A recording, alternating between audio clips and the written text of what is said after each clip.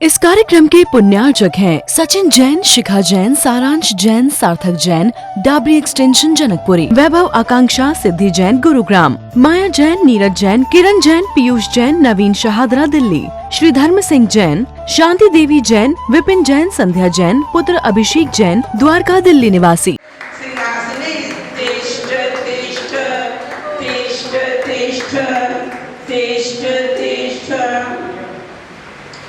श्री तीर्थ कृष्ण पनवर विधौ सुरेंद्र चिराधिवारि वीरपूर्य दर्भ कुंभं तासादृशानि विनयामि महाभिषेकम्।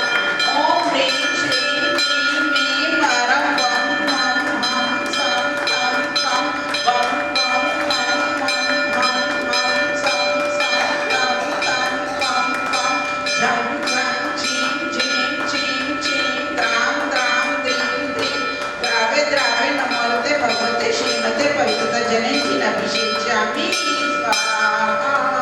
तीर्थोत्तम भवे नीरे अभिषेक करे जिन राजा नंदीश्वरे अनुपम जिन मंदिर जिन प्रतिमा है अतिशय सुंदर भक्ति में झूमे इंद्र बजावे बाजा।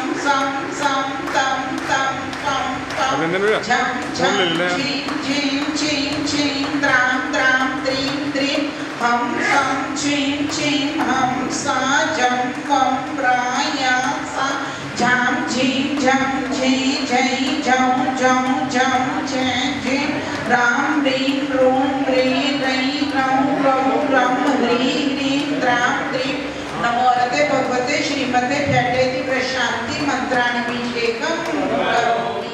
हन्ताणं नमो सिद्धाणं नमो वायाणं नमो वैषायाणं नमो लोये सर्वसाहुणम्। ओम नमः श्रीदेव्याम् ओम नमः श्रीदेव्याम् ओम नमः श्रीदेव्याम् श्री वीतरागाय नमः। ओम नमः। बड़ी खुशी की सूचना दे रहा हूँ कि हमारे बीच महाराज श्री जी विराजमान हैं और बड़ी मुश्किल से इन्होंने हम प्रार्थना करते आ रहे थे सालों से, तो हमारी इन्होंने प्रार्थना स्वीकार की है। तो आप सबको बता देते हैं ये महाराज श्री जी का चतुर्मास यही होना है और हमने रोजाना ही इनसे प्रार्थना करनी है, रोजाना ही कहना है चतुर्मास यही होना है, चतुर्मास यही होना है। आने आए हैं आशीष आपका मिलता गुरुवर जब चरणों में आते। सिद्धांत सागर जी गुरु आपके बाल योगी कहलाते हो। जन जन को संस्कार देते गुरु सबक सागर जी हमारे हैं। ओम ब्रूम परम पूजी वालों की अच्छे शिक्षक सौभाग्य सगर जी गुरुदेव हेतु चतुर्मास हेतु अनर्घ पद प्राप्त है।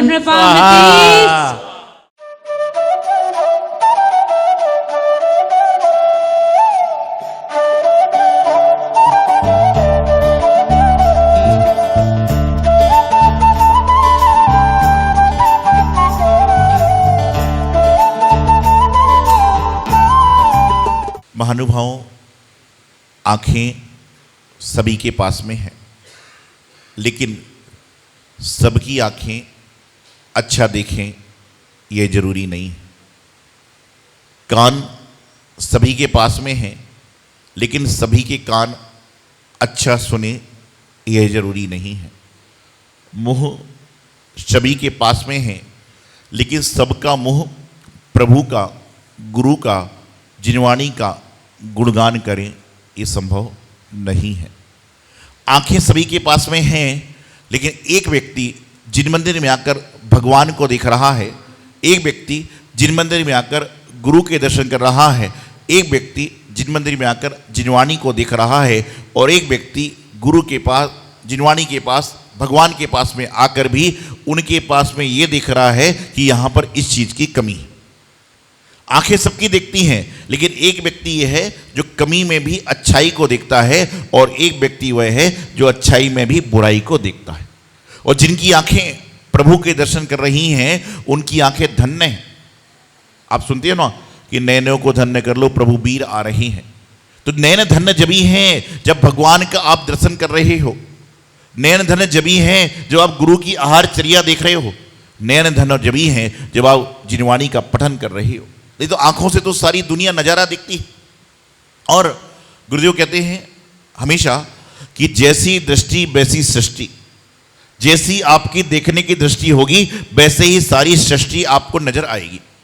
विचार करिए, एक परिवार है जिसके घर में एक कुंवारी कन्या है, और एक परिवार है जिसके घर में एक कुंवारा बालक है।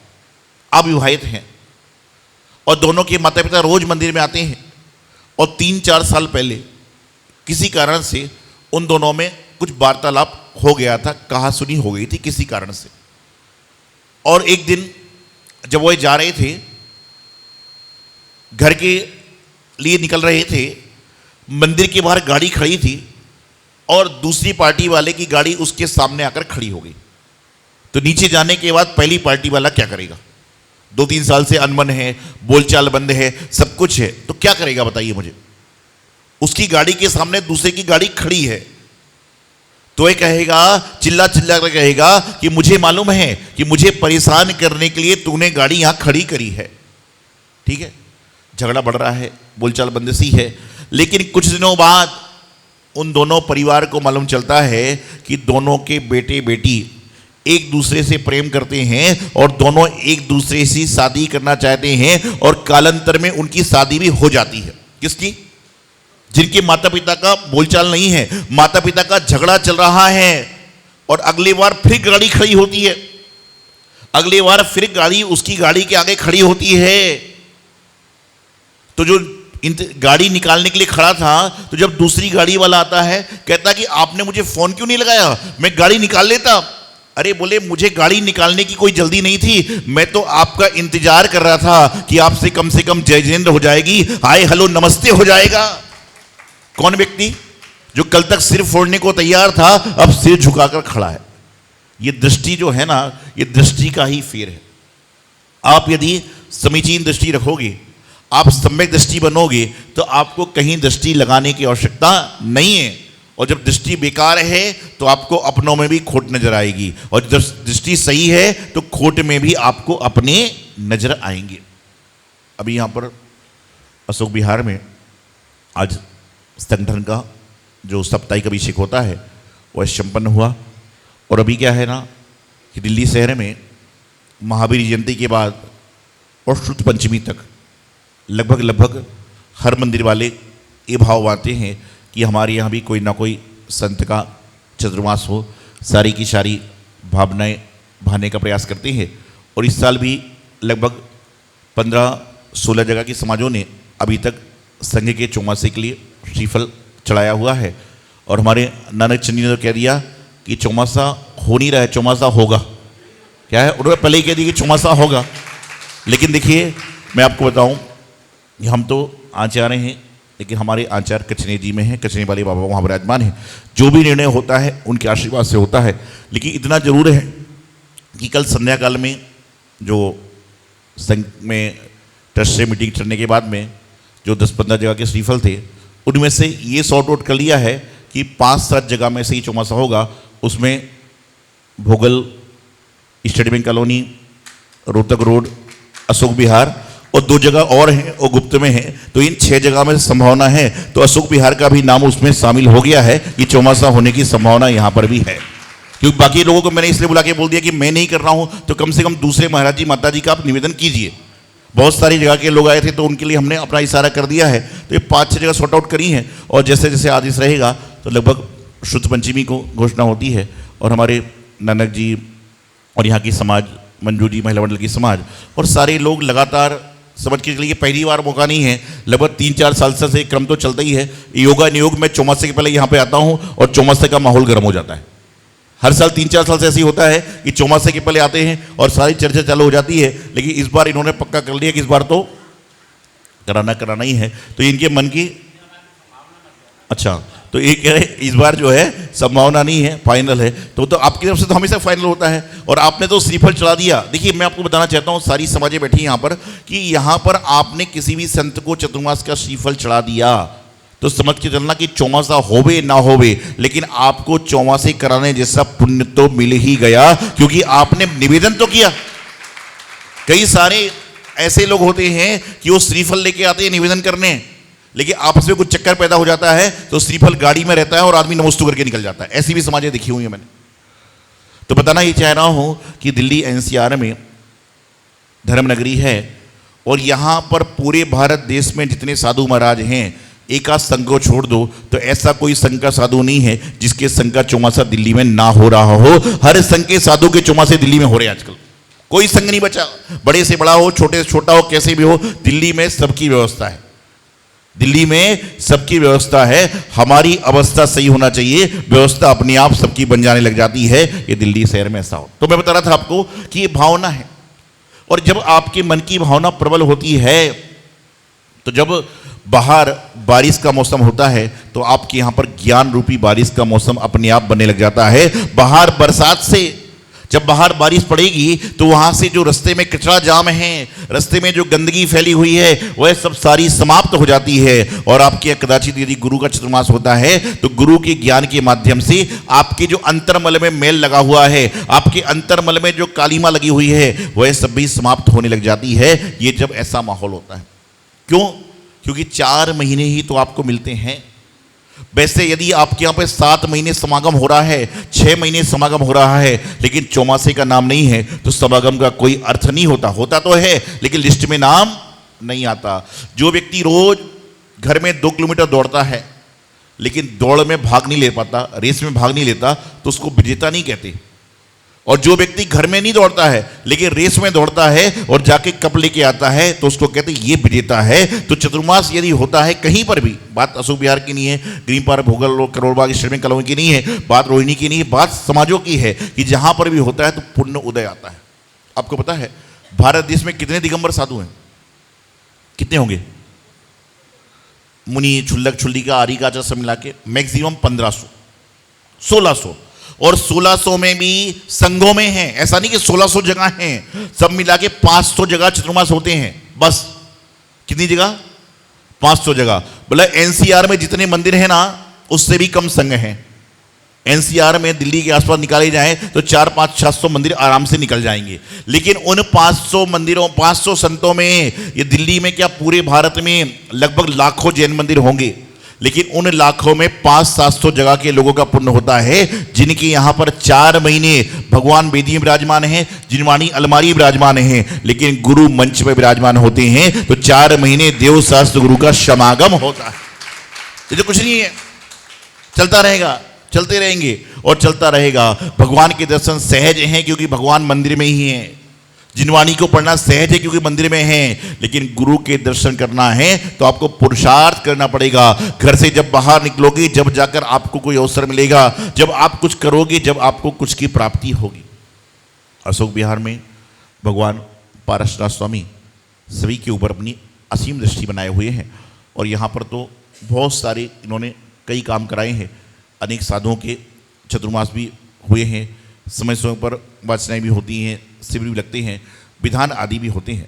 लेकिन उसके बाद भी यहाँ की जो समाज है हमेशा हर एक कार्य को करती है, क्योंकि जब भगवान जी के हम अतिशयों का वर्णन पढ़ते हैं, अष्ट प्रातिहारों का वर्णन करते हैं, तो उसमें एक चीज़ आती है अशोक वृक्ष।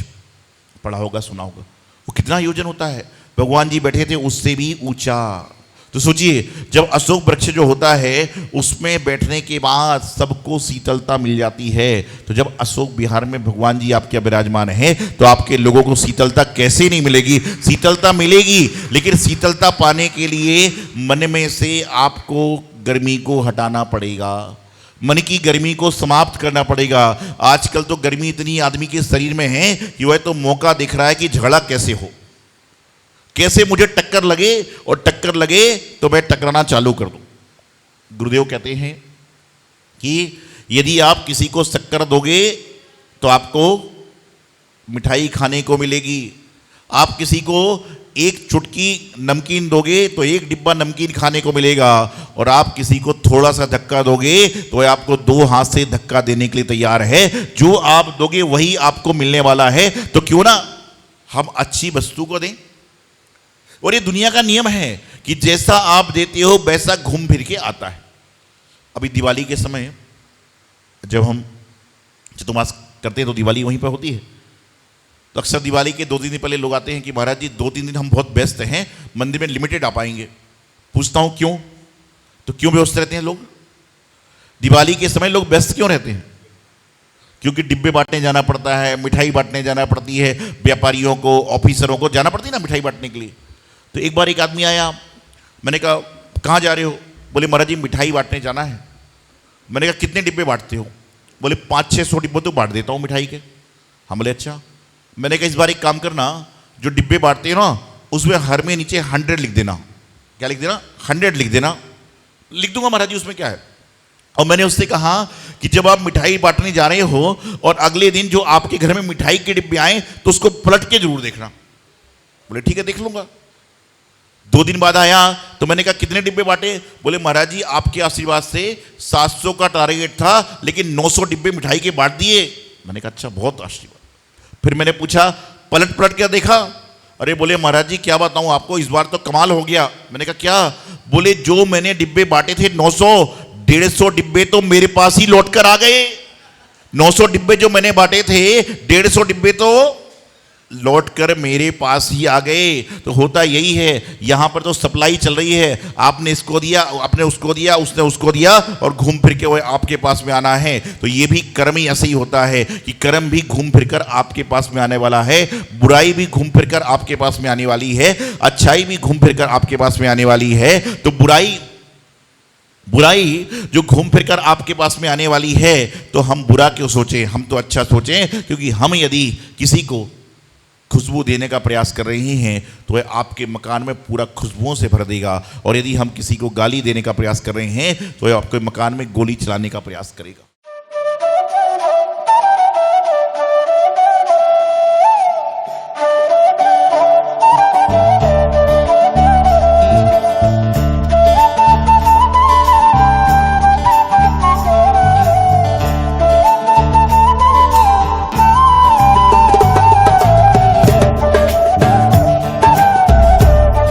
इस कार्यक्रम के पुण्यार्चक थे सचिन जैन, शिखा जैन, सारांश जैन, सार्थक जैन, डाबरी एक्सटेंशन जनकपुरी, वैभव आकांक्षा सिद्धि जैन गुरुग्राम, माया जैन, नीरज जैन, किरण जैन, पीयूष जैन, नवीन शहादरा दिल्ली, श्री धर्म सिंह जैन, शांति देवी जैन, विपिन जैन, संध्या जैन, पुत्र अभिषेक जैन, द्वारका दिल्ली निवासी।